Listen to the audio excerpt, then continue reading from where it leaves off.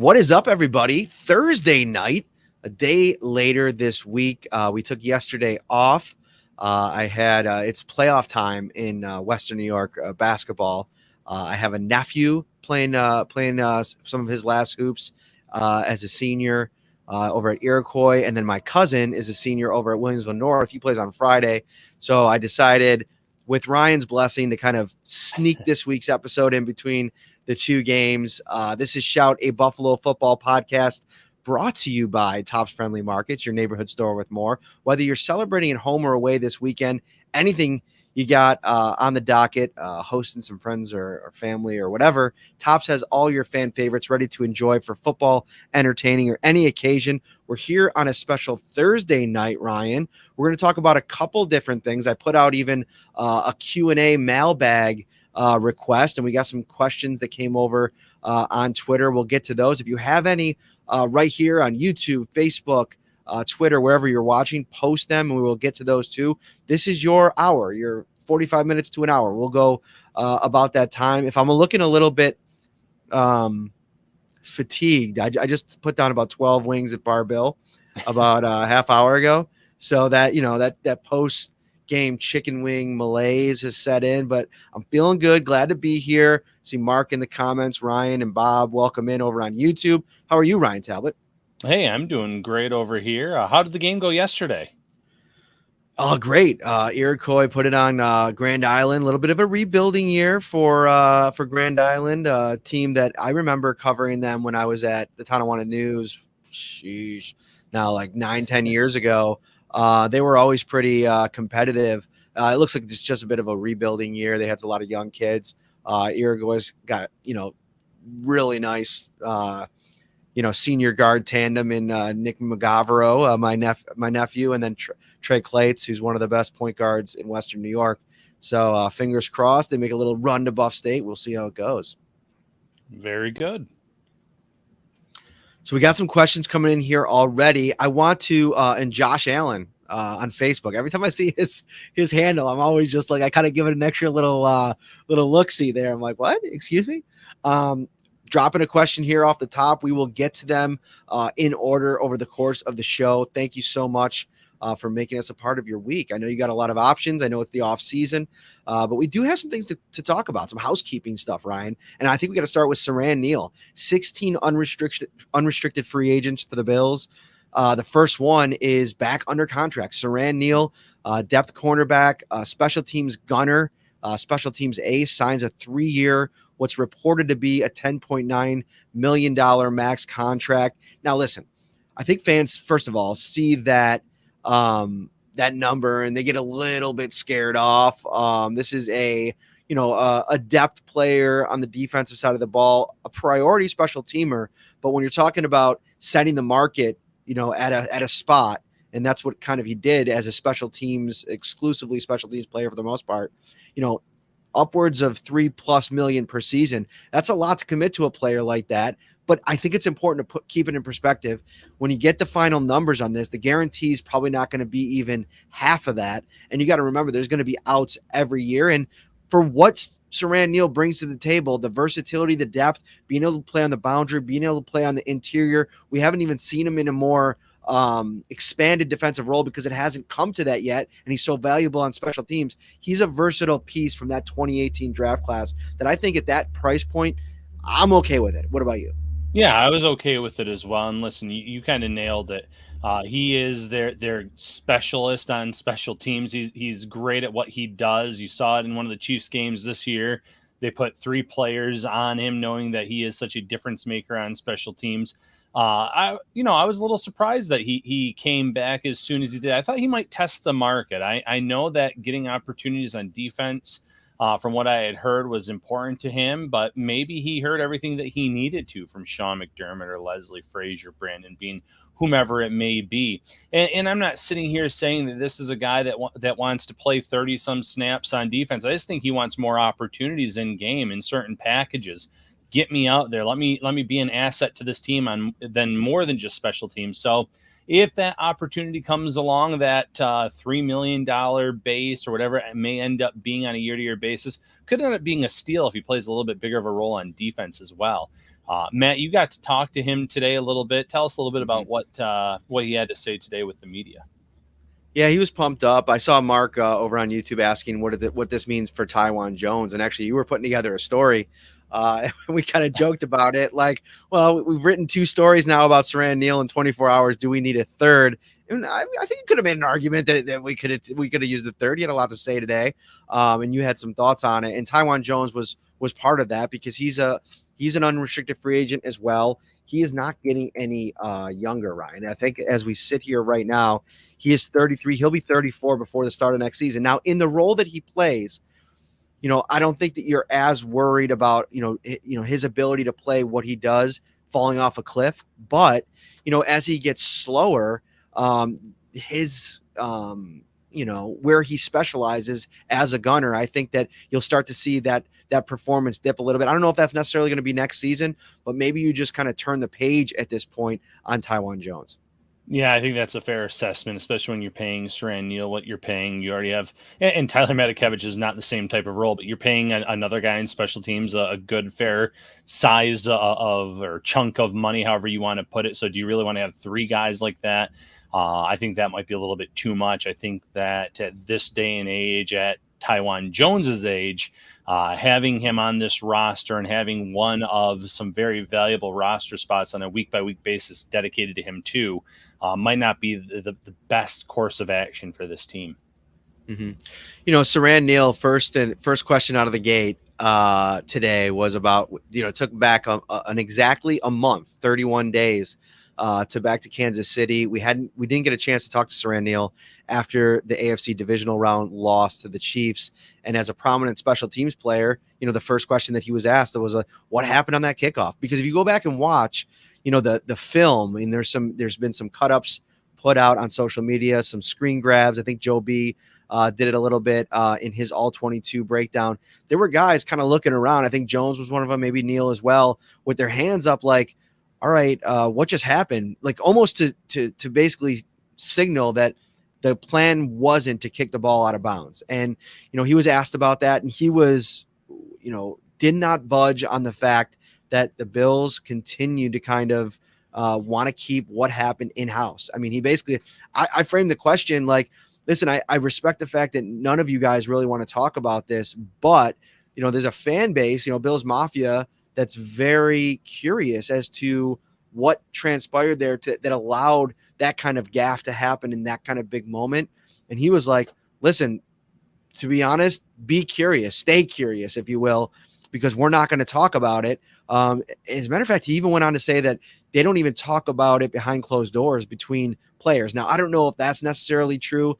I can't imagine that, when these guys get around, they start lamenting about the last season and how it ended, that topic doesn't come up, especially the special teams guys. But, you got to take him at his word. And, he also said another interesting thing is like, when he was kind of pressed a little bit on the 13 seconds, he said it wasn't just that one play. There were communication problems throughout that game, and he kind of put it on the entire team. And so there were other breakdowns that happened over the course of the game. And, it's easy to see that, Kansas City ends up scoring 42 points. The defensive effort for the Bills wasn't absolutely spectacular in that game. So, there's probably a lot of, communication breakdowns in various aspects of the game for the Bills.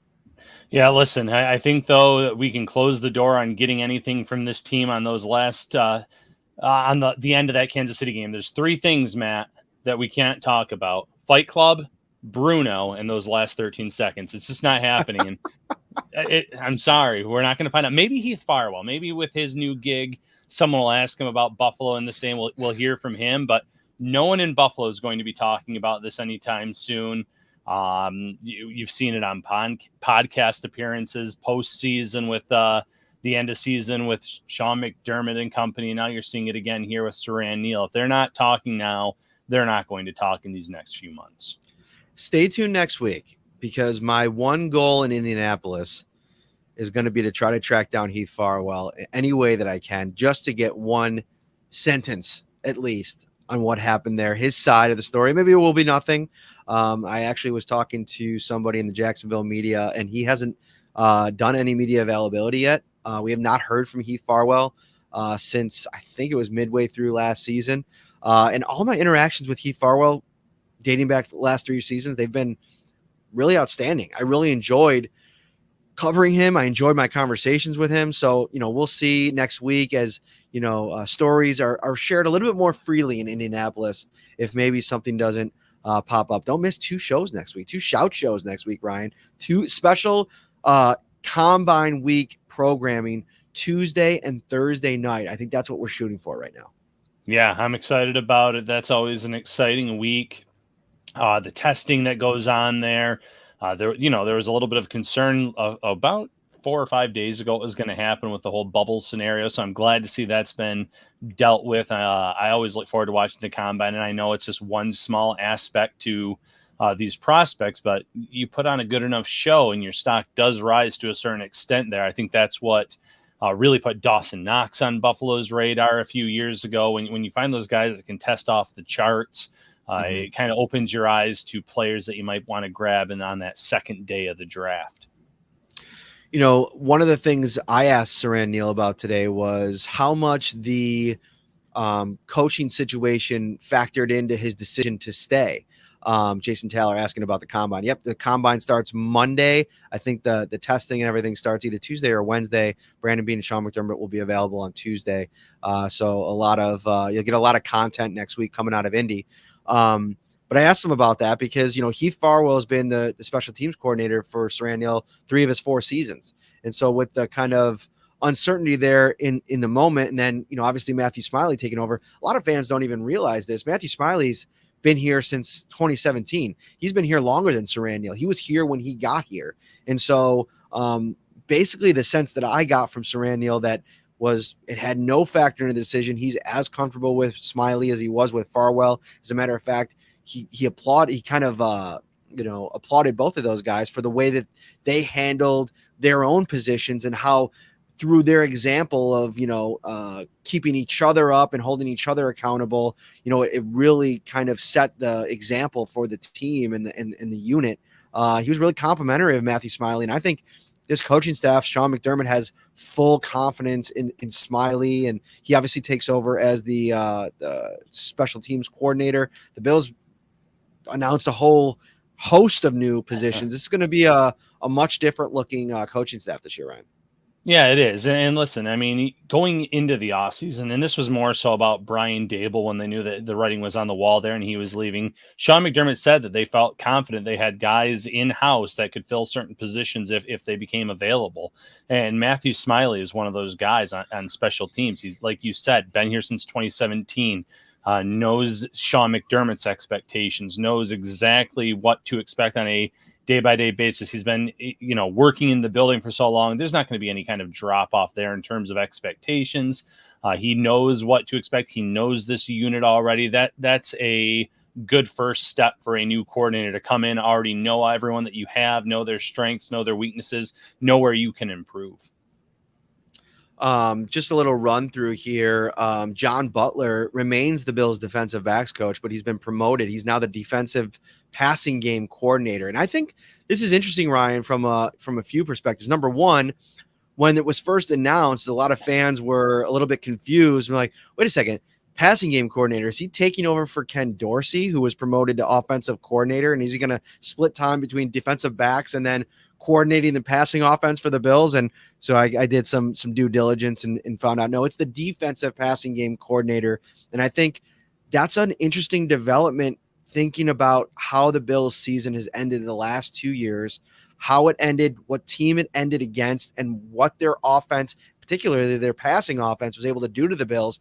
I think the emphasis is going to be all offseason, beyond whatever players that they get, but philosophically, how do they go into next season and do a better job and put up a better fight against Patrick Mahomes and company in KC and beyond? Yeah. I mean, Joe Burrow and, Justin Herbert's coming, Lamar Jackson, whoever you want to throw in there. I mean, the AFC's loaded. Yeah, future's bright in the AFC for sure. Yeah, it's funny because I was in the same boat as you when they put out that notice. It reminded me of the scene from The Office when Dwight put on the martial arts performance. It was one of the openers and he fought against himself and he's like, here's how I'd counter this. And here's what I do. I'm like, that'd kind of be like John Butler in that role. Well, here's the concept I'm drawing up And here's how I would cover it is the defensive backs coach. So I had a good chuckle about it when I first saw that. So makes more sense though that the role that he's actually going to be in. I'm excited about that. Like you said, so many really good quarterbacks in the AFC. Speculation, and that's all it is, a speculation. But a guy like Aaron Rodgers could end up in the AFC if he ends up wanting out of Green Bay. There's always talk about Russell Wilson wanting, looking around to see if Seattle's still the spot to be for him. So it's already a very loaded conference, and it could get even more loaded this offseason between the draft and free agency, also trades. Bobby Babbage is now the linebackers coach. He takes over for his father, Bob Babbage, who announced his retirement. Bobby has been the Bills' safeties coach for the last few years. Done a really good job. I mean, he's coming off of a year where both of his safeties were all pros. And if you think about that and kind of project that kind of impact, to this season, I really like the move because I think that Tremaine Edmonds can probably use a different approach. One thing, he's been complimentary of Bob Babbage, who's a very well-respected linebackers coach. But, as you get older and as the message may get a little bit outdated, and I don't know if that's necessarily even the case, but a guy like Bobby Babbage, who's young, energetic, that Jordan Poyer and Micah Hyde rave about, to get him in the room, to be the kind of hype guy maybe that a Tremaine Edmonds might need to kind of unlock a portion of his game. I look at that spot and think, man, I kind of like what the Bills did there. Yeah, and listen, it is a different perspective, but it's at the same time, it's also a father to son switch over in terms of Bob retiring and Bobby taking over. And Babbage, the junior Babbage, I guess I should say, has any questions, he can go right to his father. He can call his dad up and say, hey, here's what I'm thinking about. Here's what I'm seeing. And he has his dad as someone he can still call. And like you said, Bob Babbage was an all-time great linebacker coach. Obviously, Brian Urlacher picked him to be his speaker at the Hall of Fame induction, really hyped him up as a coach. So I am sure going from father to son here, there might be some changes in terms of perspective and what he brings to the room from an energy perspective, but it's also going to be a good change in that the son already knows what he's doing, but he also has dad to kind of lean on if he has any questions. Mm-hmm. Jim Salgado promoted to safeties coach from nickel coach. I'm sure he'll still probably work with Taron Johnson a bit. They've worked together now for 4 seasons. I'd imagine that would continue in some way, but they'll probably pass some of the responsibility around. Kyle Shermer, Pat Shermer's son, former quarterback, had a cup of coffee in the NFL. He's now named the defensive quality control coach, one of 2, along with Jalon Finner. Bunch of new coaches. You can go find it over, I think the Bills PR tweeted out their new setup. And now the website is actually updated officially. Remember when Brian Dable was leaving for a few moments there, it was Rob Boris who was an error in the system and people were freaking out about it. It seems like that's all taken care of, figured out. Well, that's good. Yeah, it's one of those deals like you delete one entry and everything gets pushed down one, and it definitely led to some, I wouldn't say panic, but fans wondering, what happened? What do we miss that all of a sudden it was already labeling someone else as the offensive coordinator? So good to know the site's updated with all the official titles. I want to say thank you to everybody over on YouTube, Facebook, and Twitter as well. You guys are always here whenever we're live, sharing your comments, participating in the chat. Hit that like button, subscribe as well. It really helps us get this thing out to a few more people. We're going to get into the combine a little bit of a preview here. Like I mentioned, we got some Q&A material from Twitter. We'll get into that too. We'll take some questions. But I want to start, Ryan, with what position group you have your eyes on the most here next week as we kind of get our first look at some of these prospects. And I guess, like, in a way, this is almost like the position group that intrigues you the most should the Bills go that direction or land at that spot with pick 25 or trade up, trade down, however it ends up playing out. Well, I think half the fan base is going to love this answer and half's going to hate it, but it's wide receiver. don't lose your fastball. And I get it. They have Stephon Diggs. Gabriel Davis had an all-time game, 4 touchdowns against Kansas City. They have Dawson Knox, so on and so on. But you can never have enough weapons. And you're already seeing some mock drafts. Jameson Williams from Alabama has been mocked to Buffalo a few times. One of my own mock drafts as well. We saw one from NFL.com, Daniel Jeremiah, another wide receiver getting drafted to Buffalo. So I really do think it's in play. I think it's important for them to look at that position, see if the right player falls to them. Can you give Josh Allen another asset, another weapon, someone across from Stephon Diggs who's going to be breaking the bank here sooner rather than later on a rookie contract, who can learn from those guys, who can just give this offense a whole nother dimension, get that game changer at the position. So like I said, I think it's a polarizing position, but I also go and I look at like the Aaron Rodgers of the world, who's had plenty of weapons throughout his career in Green Bay. And one of his gripes over the last few seasons is, man, they're not giving me any weapons at the end of round one, where they could have gotten player A, player B, or player C. And instead they're trying to stockpile for the defense. They're not addressing the needs that I have. And had they have gone wide receiver in some of those drafts, who's to say that maybe Green Bay doesn't have another Lombardi trophy? They've been very close. They've been on the cusp. They've just kind of gone away from that. So don't lose your fastball. Look at some of these wide receivers if they become available at the end of round one. I'm kind of right there with you, but I'm going to play a little bit. I'm going to go a different direction, just not to repeat what you said, but I love the idea of wide receiver in this draft at 25. Get a player that, super high value. I mean, if you look at Daniel Jeremiah's mock draft, he ends up giving the Bills, and it's interesting, Treylon Burks from Arkansas. And I was reading up a couple different player evaluations of him. And one person wrote, I think it was Dane Brugler, he's like a souped up version of Deebo Samuel, which, Deebo Samuel was pretty souped up. So to think about that from a player's perspective, I think he's like 6'3", 230. Mr. Red Bills, no way Burks is there. Yeah, this is kind of like probably a dream scenario, but that's what this time of year is for, guys. So, that we're just kind of getting our feet wet here. I think there's a lot that still has to happen. And I think in a situation like Burks, it really takes you back, because you're right. Like most mock drafts have him going in the top 20. Maybe, some mock drafts even have him the first wide receiver off the board. I've seen a couple of those as well. I know that I believe it's Drake London who is getting a lot of love. It's going to be interesting to see him there, but that's fun. I'm excited for that conversation to be had when we get there. But I think I'm going to Indy next week, really wanting to take a look at this edge rusher class, because I'm interested to see how it plays out, Ryan. Right now, if you go to a specific one, there's up to 8 edge rushers that are going in the first round. That's crazy compared to last season when Jalen Phillips was the first one off the board at 18 to the Miami Dolphins. I mean, there's a big name, obviously, Kayvon Thibodeau out of Oregon. I remember he's the one college guy that I actually caught a game for this season and watched him live, and he jumped off the screen. I think it was a primetime game. It was the game of the week, and he ended up having I don't know if it was 4 or 5 sacks. It was a crazy performance. And, you look at a guy like that and you think, okay, that is a slam dunk first overall pick. When those guys get out there are available, you go out and get them. Daniel Jeremiah has him falling to 8th, and he ends up being the 3rd edge rusher off the board in his mock. I guess there's some concern about his motor, that maybe he won't be as consistently dominant as we go along here. So that's going to be interesting to watch. How do these guys test? What are the kind of rumblings about these players once you get past Indy week?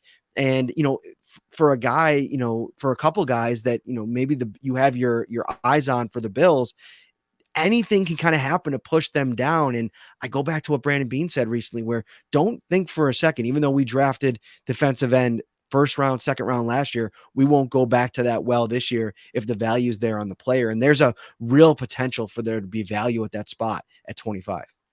Yeah, absolutely. And the Bills won't be shy about that. They haven't been shy about it the last few years. Like you said, this class seems to be a step above last year's. So if they really do think there's a difference maker, someone that can come in day one and contribute, but might not need the overall development time that the Greg Rousseaus, the Boogie Bashams, the AJ Epinez's most likely do need, they'll look in that direction. And that's the great thing about Brandon Beane and the scouting staff, the front office personnel. They're not going to shy away from any position, minus quarterback, obviously, in round one, or some of those other positions that you never draft, like punter, kicker, et cetera. You get the gist. They're going to go out and they're going to take the best player available, regardless of who they have at those positions. It could be another cornerback to go opposite Trey White, knowing that Trey White's might not be at 100% at the start of the season. Even some really good safeties in this class, man. And despite, you mentioned it, they had two guys that were all pros this year. Maybe they start thinking about the future. So when you have a team that's this loaded, this talented, you can go any direction, and that includes going back to the well at defensive end or that edge rusher, someone that can be a difference maker getting after the quarterback.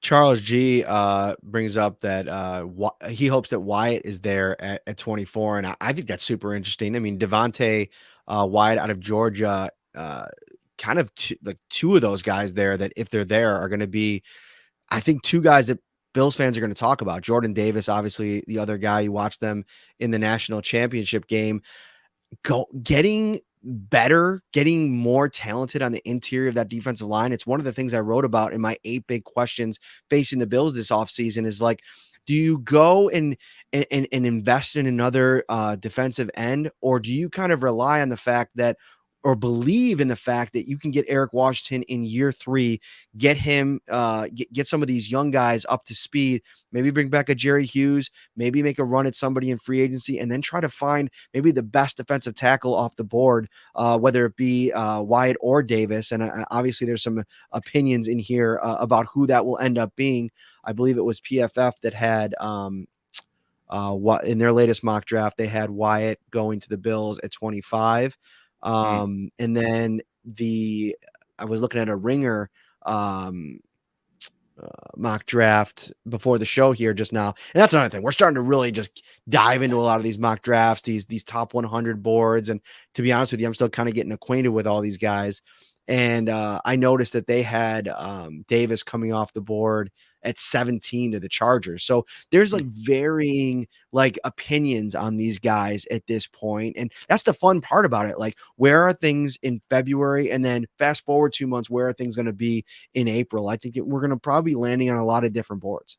Yeah, 100%. Jordan Davis is actually a great example of that because he's a game wrecker in terms of what he can do, but he's also kind of the old school defensive tackle, someone that you're only going to have out there traditionally on rundowns. And what's the value in that in today's NFL? Is it someone that you want to take in the first half of the first round? Is it someone you even want to take in the second half of the first round? I know how good he can be against the run, but can he be a force against the pass? Can he be somebody that eventually becomes someone that can be a threat to get after the quarterback? I'm not sure, and that's one of the knocks against him. And that's why I've even seen him fall out of some first-round mock drafts. So a player like that is a perfect example of you don't know where they're going to end up in April because right now they're all over the board as well. Mm-hmm. Speaking of all over the board, you can go all over the board at Tops, from hot to go pizza and appetizers, signature fried chicken, baby back ribs and subs, to delicious salads and brownie trays. Tops has everything you need to feed the hungriest fan. Get over there today, tomorrow, whenever you're going to go out shopping and get yourself hooked up. All right, let's go to some questions here. We got a lot that were brought in over on Twitter. I'll go to those, but I want to start with Josh Allen. This is a Bills podcast. It's only fair. Over on Facebook, what do you think is more of a need for the offense? A dynamic running back or a better guard? And I think this is actually like a really good conversation to have, Ryan. It is. And first of all, shout out Josh Allen. Got to meet him in New Orleans, took a picture with him. I believe that's the same one from the picture I just saw there. I'm going to go with the dynamic running back. Again, it comes down to weapons for Josh Allen. As much as I've heard Brandon Beane already say that, building this offensive line, protecting Josh Allen is important. I think if you have enough pieces on this line, you already feel pretty good about it going into 2022. And that's Deion Dawkins, that's Spencer Brown, that's Mitch Morse. I think you ultimately end up bringing back some of these other players that you already have on the roster. And that's not to say that that's enough by any means, but I think that they're already pretty strong. Who's the first person that comes to mind when you talk about those other guys? Not the big three, but the other guys. Who's the first person that kind of flashed through your mind that I'm pretty sure they bring him back? Oof.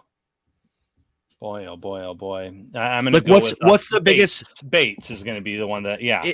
That's what I thought you were going to say. And isn't that just an amazing kind of place that we've landed at now? It is. That among those three, if you would have rewound the clock to the beginning of the season in September, and you would have said that Rick Bates was the most surefire thing, even though he was going to be an RFA after John Feliciano and Darrell Williams just signed those contracts, I think it's more likely that Rick Bates is re-signed as an RFA and Darrell Williams and John Feliciano are cut than any other scenario that you can find. And there's a whole bunch of them. I'm not sitting here saying that I think for sure Williams and Feliciano are going to get cut. I don't. And I don't even necessarily think that's the best strategy to go about it.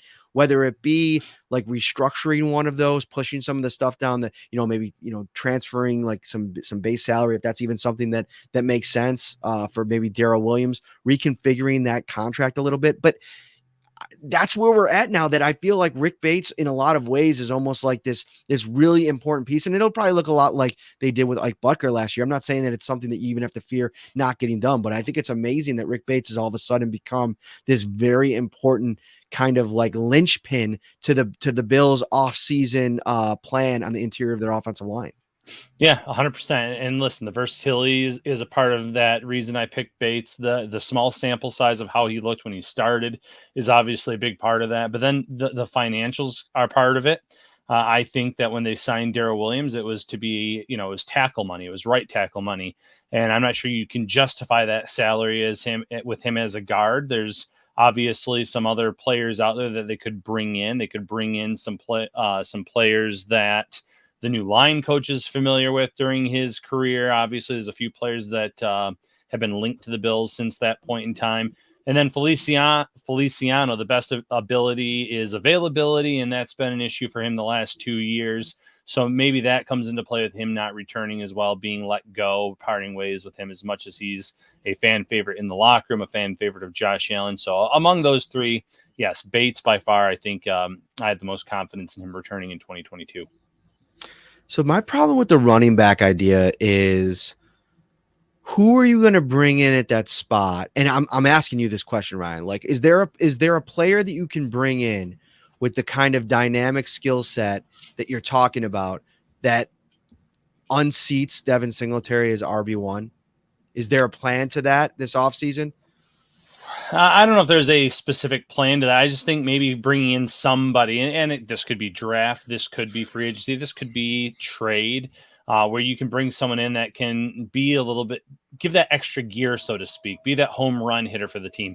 As good as Devin Singletary looked down the stretch, he's lacking that extra gear. He can catch the ball. He can run very well with using his vision, using his ability to elude defenders, but he doesn't have that extra gear to go downfield and make a 20-yard run, an 80-yard run. So find that guy that can be the game changer, break those tackles, get all the way downfield. And I think there's some intriguing names across the board that you could be looking at in terms of just strictly more pass catcher, a guy that can be more of a balanced running back for you, but just more so be a complement. I'm not saying that whoever comes in has to be day one starter over Singletary, just someone that's a little bit different than him that you're going to give a legit opportunity to. So I understand all of that, and to a degree agree with it, but I'll push back a little bit just from the sense that I think that whoever they bring in at this point, they're going to have to bring in somebody with that skill set that can overtake Devin Singletary for running back one duties. And you move on from Singletary at that point. If that's the track that you want to go, I wouldn't go that track. And I don't have dynamic running back high up on my priority list for the Bills this offseason. And the reason being is that it's something we talked about for the most part last season, and why I think they struggled to figure it out for so long. This is a passing offense. It's going to continue to be a passing offense with Josh Allen. And my worry is, like, you go and spend all this time trying to kind of pinpoint a player. Maybe we spend all this time trying to kind of figure out what this share is going to look like, depending on whatever player they bring in. One guy interested me on the free agent market, Raheem Mostert, right? What's his fit here? How many carries is he going to get? How many touches is he going to get? I think one of the impressive things about Singletary, and I know he had a couple games of 20 carries down the stretch. There's also a lot of games with 12, 14 carries. He found a way to make the most of a limited opportunity even still. He was really good down the stretch. I thought that Devin Singletary we saw over the final 10 games, including the playoffs, was a guy that you give the opportunity to start next year. You have Zach Moss, potentially Christian Wade. I mean, I know he's going to be 32, but like maybe he's the guy. I know it's crazy, and like I don't want to start that in February, but maybe Christian Wade's a guy that you let him come to training camp and try to earn the Matt Breida role and use him for those big game-breaking situations. Yeah, I'm going to change the headline on this to like Christian Wade, clear running back one.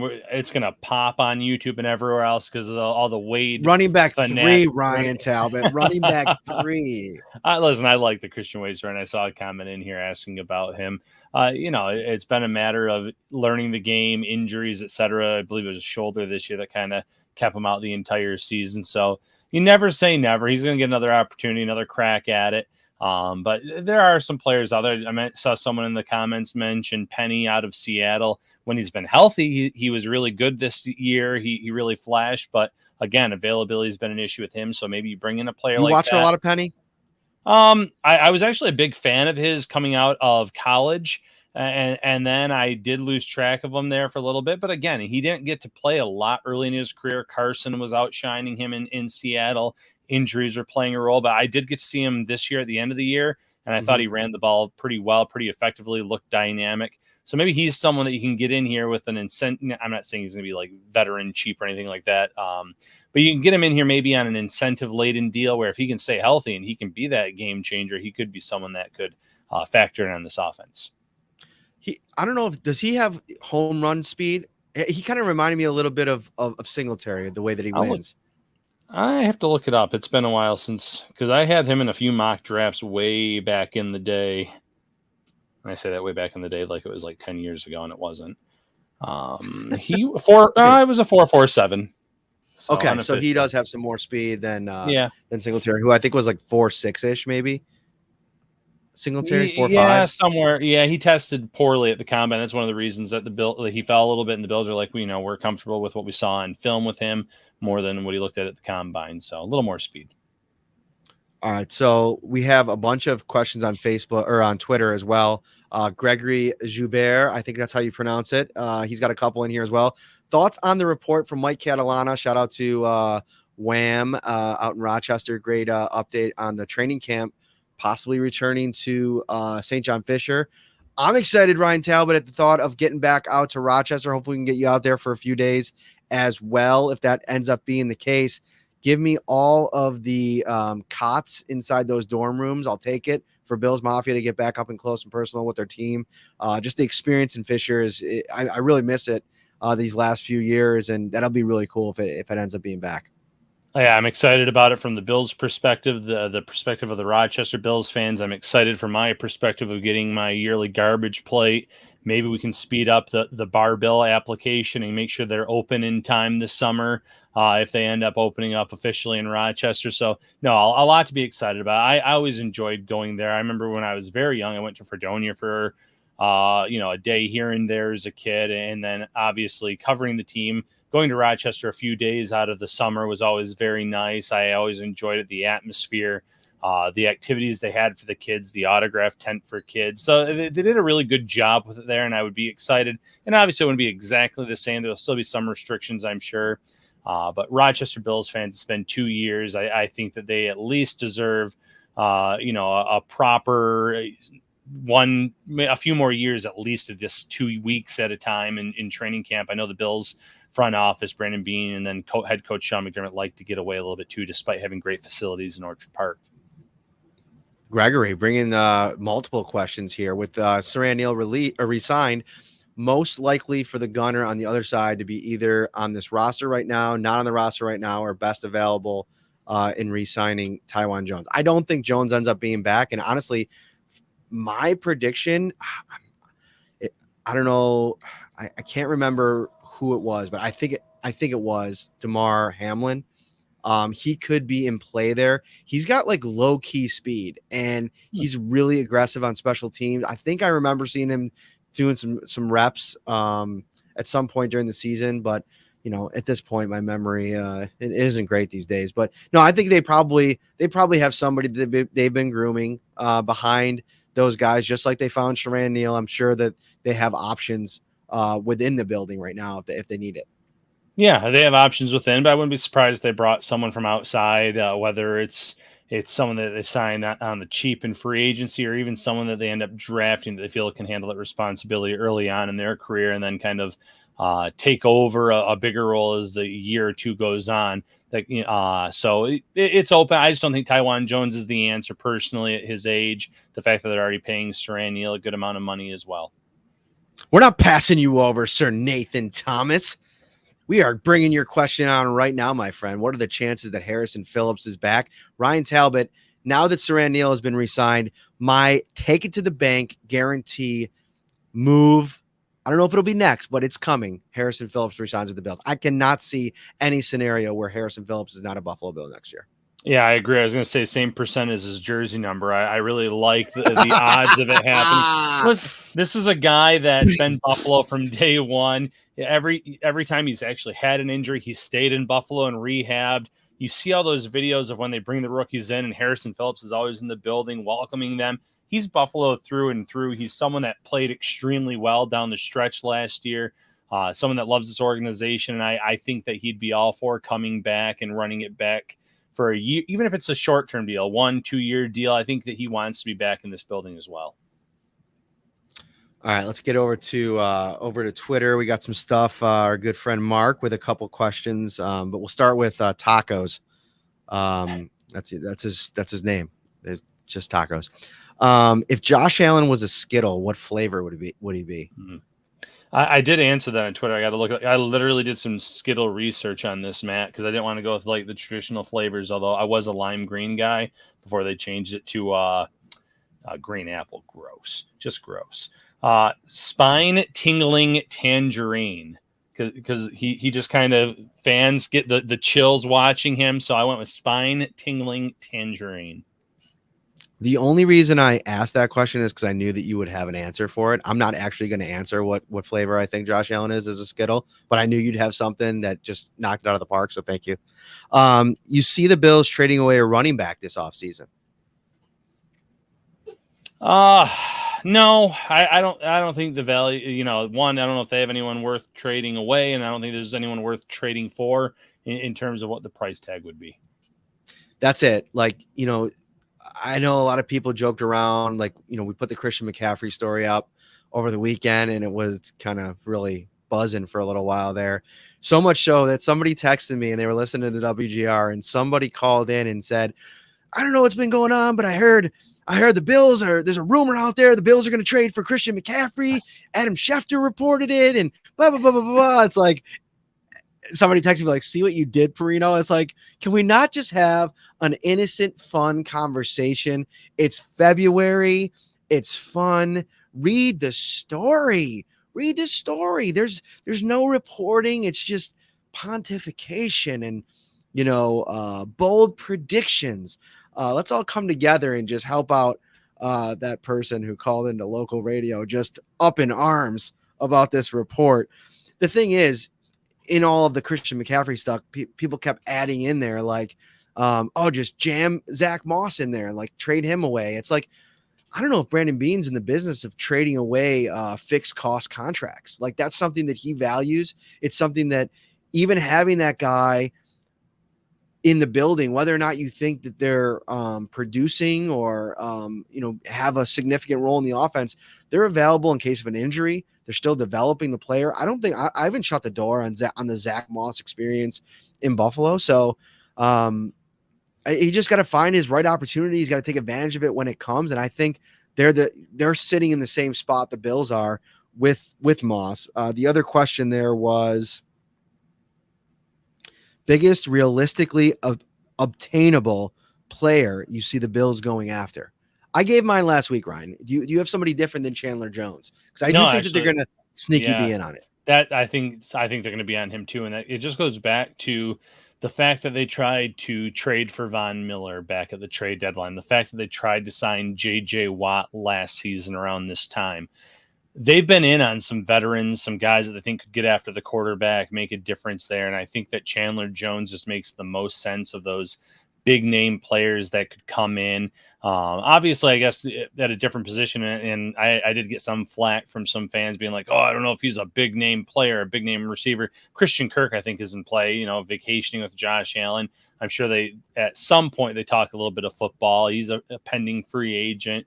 A lot of uncertainty in Arizona with Kyler Murray. So he's someone on the offensive side of the ball I could see them being in play for if the price is right, especially that first year of the contract. Can they get the cap number low for him? I think he's in play, but definitely Chandler Jones in terms of those bigger name players, someone that can be a difference maker getting after the quarterback. Caitlin said spine tingling tangerine answer is Ryan's new greatest moment. So you got a fan in her. She liked that. That was funny. She liked that. She enjoyed that. With Sanders' likely retirement, and I don't know where I'm at with Sanders' retirement. Like, I don't know. I don't know if Emmanuel Sanders is retiring quite yet.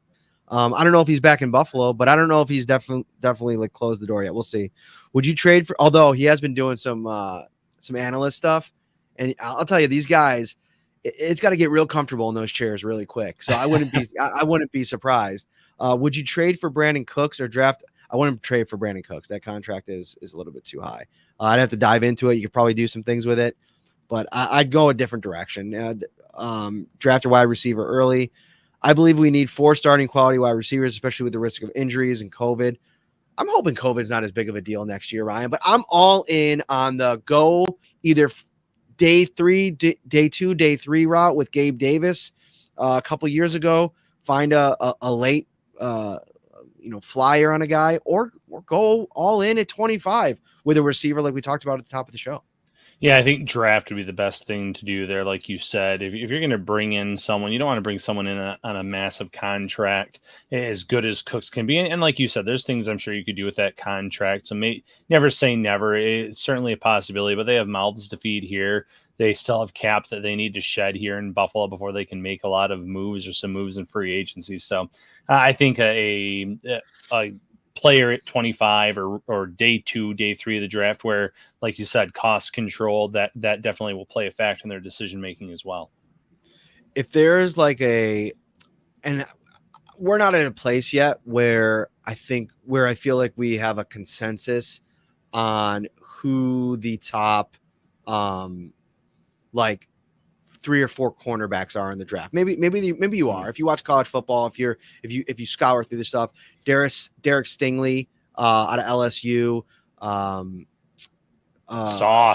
Sauce Gardner out of Cincinnati, Trent McDuffie out of Washington, and Andrew Booth out of Clemson. Those are the 4, right? Andrew Booth is kind of like, at this point, a junior guy. His comp is Aqib Talib, actually, which I think is interesting. He's kind of like a fringe first rounder. You're seeing him in most first rounds, but a guy that depending on how the combine goes, the pro day goes, could go up, could go down. We'll see where those cornerbacks go. McDuffie, Sauce, and Stingley are kind of like the consensus top 3. So if one of those is on the board, or one of the top consensus 3 wide receivers are on the board, and we talked about a couple of them already. Where do you go if you're being, and I know he'll probably go to his board, but if you're being honest, Ryan, what do you think is a bigger need? Getting CB2, and this is a question from Twitter, or getting that potential wide receiver, even if it's wide receiver 3? I've seen some mock drafts. I saw one tonight that had the Bills going with, let me bring this up here, Jahan Dotson out of Penn State, kind of like a slot guy. I'm not seeing him in a lot of mock drafts, but it kind of fulfills a need. Might be a little bit of a reach. We'll see. But what do you think? Wide receiver, cornerback, all things being equal, if you can get a first-round talent there. Yeah, if all things are being equal, I would go cornerback. And it's something I've been pounding the table on for at least a year now, just because I said after Tre'Davious White signed that monster deal, if you can bring in a quality cornerback early in the draft that you think can be cornerback number 2 or cornerback 1B, I guess would be an even better way of saying it. If you think that they have that type of talent, you can really shut defenses down, make life difficult for them if you have two guys. I think this offseason it becomes even more important at knowing where Trey White's going to be in his rehab process. Coming back from a serious injury, you don't know what the status is of Levi Wallace, again, a free agent.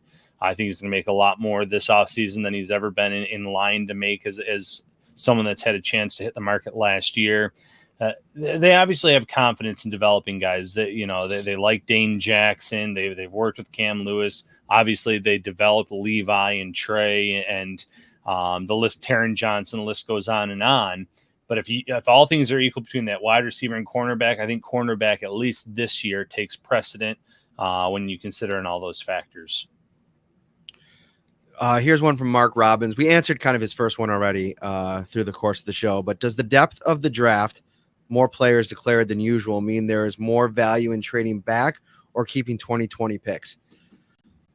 I don't know where I stand yet on marrying back or I'm reading a comment. Don't marry yourself to any position. Trading back or trading up. That'll depend on more of the research that happens over the course of the draft process and how the draft shakes out. I almost feel like you can't really make that claim of what a team should do until you're in the scenario with the players.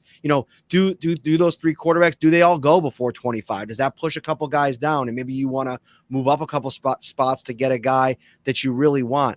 I'm probably more in that camp than I am trading back, just because I think the Bills need impact players. And if you can go up and get an impact player, whether it be a wide receiver, they could come in here and have, these happen once every 5 years, but like a Justin Jefferson type of first year impact, or even 70% of that. I think you sign up for that in a trade up, and you got an extra 6th-round pick this year.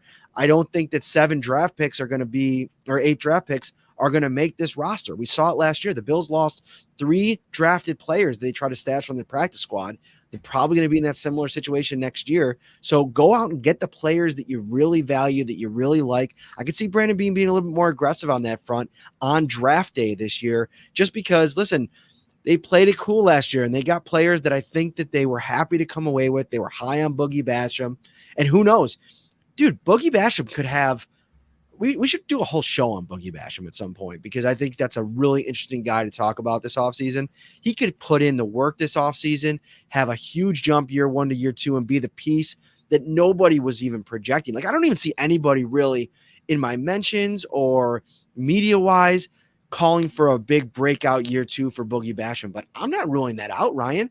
Maybe he needed to kind of sit back, watch a little bit, get his body right in the offseason, full offseason to prepare for what the NFL grind truly is, put him on a plan, and maybe he comes back and he's the guy that you're kind of really looking to make an impact next year.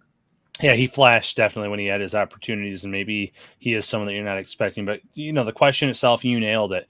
The Bills they don't have the type of roster where trading back to get more assets, to get more players makes sense for them. If you're a team like the Jets, a team like the Lions, a team that is desperate for talent, this might be a draft class where you're okay moving down almost every round to get more picks, because, hey, these guys can come in. Some of them will start year 1. Some of them will start by the end of year 1. They'll start year 2. The Bills aren't in a spot like that. They are a Super Bowl contender. They have limited roster spots available, even with a lot of free agents, even with a lot of players that could end up walking away. They're not in that scenario where they should be going back and trying to end up with 12 picks or 10 picks in this draft. I think trading up, like you mentioned, is more realistic than trading down this year. Not just first round, but just overall in general, making some moves on the draft board. I think just going up on day 2, day 3 makes more sense than dropping down. Going through some more of these questions here. I think we answered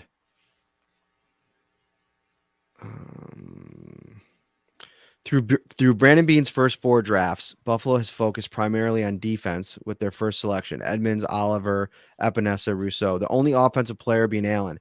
Most mocks I've seen project us taking a wide receiver. Do you guys think this has legs? If so, who? We talked a little bit about this here already, but I thought it was interesting, Ryan. In the Jeremiah mock draft, I was taking a look at it before we started here.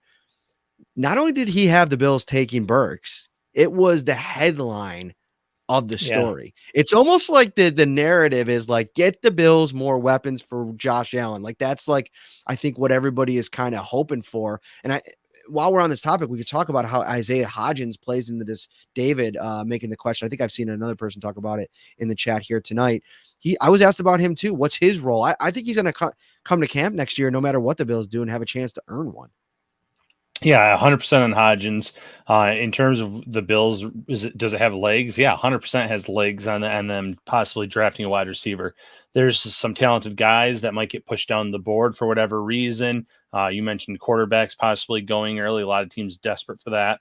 Could push one of them down. A guy like Jameson Williams, who I think before his injury in the national championship was regarded as more of a top 10 pick. I think he could be there coming off of a serious injury. Someone that has that 4.3 type speed, someone that could be a little bit different for this team when he comes back. And you know, years ago when the Bills took a swing on a guy like Willis McGahee, and it didn't make sense because they didn't have the roster to take a swing like that. And mind you, different position, obviously. But the Bills are in a spot now where if they think, man, if we can get Jameson Williams back to what he was before this injury, he's worth taking that swing on at 25, 100%. You don't need him week one. You can bring him along and have him join this team mid-season and maybe be that difference maker in the second half of the year and for their playoff run next year.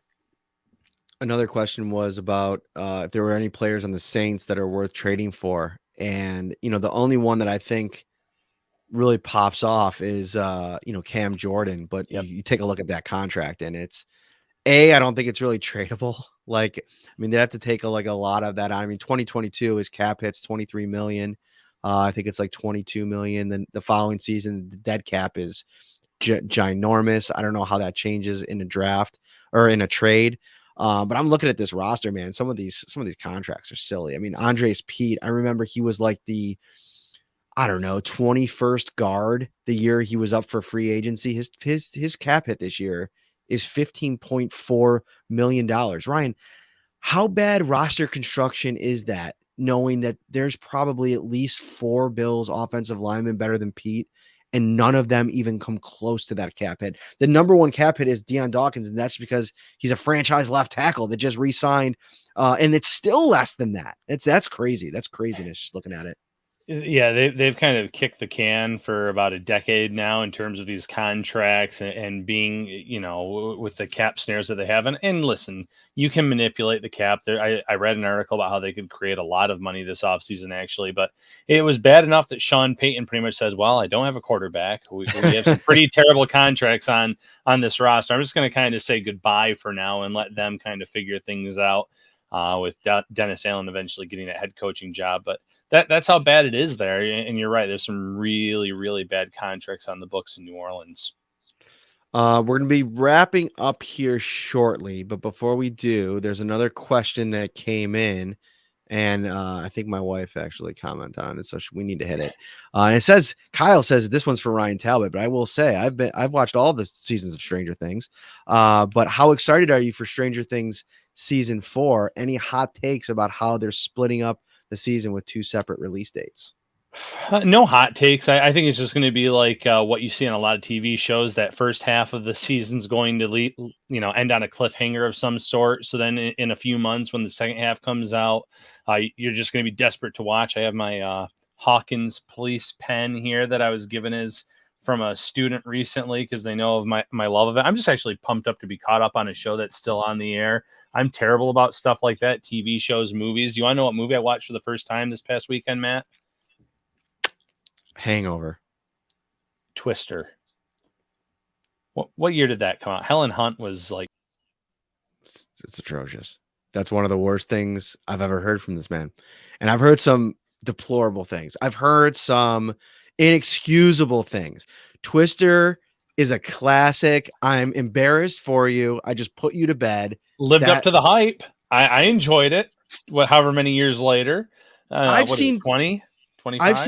I've seen Twister more times than I've done podcasts with you. The CGI was a little sketchy. That cow flying was not believable whatsoever. But that movie was made, I believe, in the 90s, so I can live with it. But I'm very excited about Hopper and the storyline with Hopper in season 4, so I can't wait to see what happens there. What about you, Matt? Ryan, that movie came out in 1996. That Nice. was groundbreaking I was CGI. 12 years That old. that cow was. I was. Well, how old was I? You were probably like How old was I? 25, 30 at that point. Oh Oh, God. man. Anyway, back to Stranger Things for a moment. No, I'm excited. So yeah, what's the whole deal now? Hopper is, he's in the upside down, right? That's the whole deal now. Or we don't know where he is. Maybe he's We in don't Russia. know because they ended the end of the season with like, oh, don't get the American for this, and so maybe he's the American that's in that prison over there. But obviously, the way it ended in season 3, it seems like the upside down would be more realistic. But that's why I'm excited to see how this develops, how they get him back. And then obviously they have the storyline of half of them moving, half of them staying behind. It'll be interesting to see how all those storylines get woven back together. Oh yeah, spoiler alert. Thank you, Elliot. Sorry about that. Spoiler alert. If you haven't watched Stranger Things yet, don't unhear what you just heard. I'm sorry. That was a spoiler. I shouldn't have just dropped that. But we kind of dropped the question. So if like you probably would have turned it off if you didn't want to hear about Stranger Things at that point. It's like, oh, here's another good question. Like, what's the statute? Like, what's the kind of like the runway for like spoilers for like a big movie release? Like, so when Spider-Man came out, obviously there was a really big spoiler like that people were talking about before it even came out. I even read about it. We're at the point now where we can freely and openly talk about the new Spider-Man, right? Like with everything that happened. I would, right. So I didn't even talk about it yet on social media, but I still gave like a 2 to 3 week grace period before even talking around other people that I know had seen it. Not sure if other people in their families had seen it yet. There's a grace period for sure, but blockbusters like that and Twister, I mean, you gotta give a few weeks, or in my case, a solid 20 years, and then start talking freely about it. Did you think that Helen Hunt and Bill Pullman were going to get together in the end? Oh, or yeah. Did you think that yeah, you Their knew that was their chemistry was off the charts. I don't care about the divorce papers. You could tell the sparks were flying there. No doubt in my mind. Listen, nothing brings a couple together like flying cows and chasing down twisters. Boom. Listen, that F5. gets the juices flowing every time for me. It gets me pumped up. And I might even go up and watch Twister tonight in honor of Twister. I might watch tonight. Have you ever seen Speed, by the way? Josh wants to know. Of course I have. Speed, because I would have literally just Speed 2 as well. You regretted that immediately, didn't you? Speed 2. It doesn't. The sequels usually never live up to the hype. Anyway, oh yeah, I said Bill Pullman. My wife said, "How dare you? It's Bill Paxton." I knew who you meant, though. Yeah, I'm embarrassed for myself. All right, we're rambling here. By the way, I finished Ted Lasso. Ted Lasso. Yes. Good, real good. What is that? Wait, what is that review? Good, real good. What? That's what you say about like a pasta at a restaurant. Yeah, good, real good. One complaint. Predictable to create the love triangle with Jamie. Like, I'm not feeling Jamie and Keely. I'm not feeling it. Like, to me, like it was just I settled on Roy and Keely, and I wanted that to be for a couple seasons, and just them kind of interjecting that back in after Roy and Jamie had the big moment after did the you cry dad situation. Did you no, cry there? No. Oh, that I might have got special, Matt. It was special, but I did not cry for that. And so I don't know. I just feel like the producers, the writers jumped the gun a little bit. And so, yeah. And then Joshua Richardson chimed in, Isaiah Hodgins is trash. So, we have that to talk about too, maybe next week. I don't share that opinion. I like Isaiah Hodgins. I think he's sneaky, could be earn a role next year to start, and then we'll see. But bringing it back to football here, I guess, before we sign off. I like it. Yeah, no, maybe he takes over as more of the traditional red zone weapon, kind of like what we were seeing from Gabe Davis at a certain point in time, where I think Davis obviously is going to have a much bigger role in 2022. All right. Hosting a large party this weekend? Check out Topps' huge selection of party platters for a delicious, effortless, affordable, no stress way to impress. For complete details, stop by their carryout cafe or visit topsmarkets.com/fantasyfootball. I don't know if that's the read that we're supposed to do anymore since the season's over and fantasy football is not happening anymore. So I'll reach out to the Tops folks and see if we need a new one of those. Thank you, Josh, for watching. Great show as usual. You're done with water. All right. I'm not, though. I still have a little left. I don't know if that's what he's referring to, but yeah, I saw that. Probably. All right. We're going to get out of here. For Ryan Talbot, I'm Matt Parrino. We'll see you next week. I'll be in Indianapolis. We will bring you coverage. Tuesday's show will be recapping everything we get from Brandon Beane and Sean McDermott on Tuesday. We'll get into the prospects. Our second show will likely be Thursday, potentially Friday, depending on how it all shakes out, when I'm leaving, all this kind of stuff. We'll keep you posted on that. Thank you so much for watching. Have a great week.